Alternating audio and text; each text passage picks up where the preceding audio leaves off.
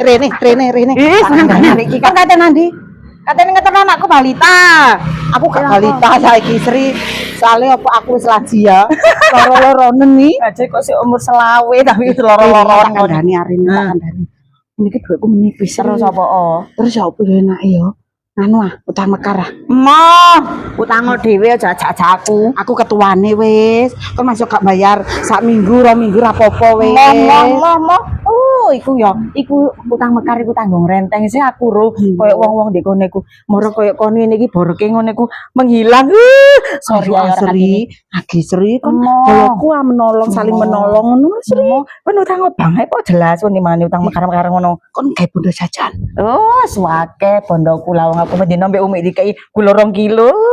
Asal Sri, kon iku lho boloku. Engko tak komisi, pakai komisi. Wis ayo kon ayo mel aku. Ayo Sri, ayo mel aku Sri. Ora kate, wis aku nilai KTP-mu. tambah KTP kok golek mensara. Ayo. Kon iki kan ono kon duduk boloku. Sopo ya sing gelem ya? Oh, Mak Narai, Mak Nar gelem pastine.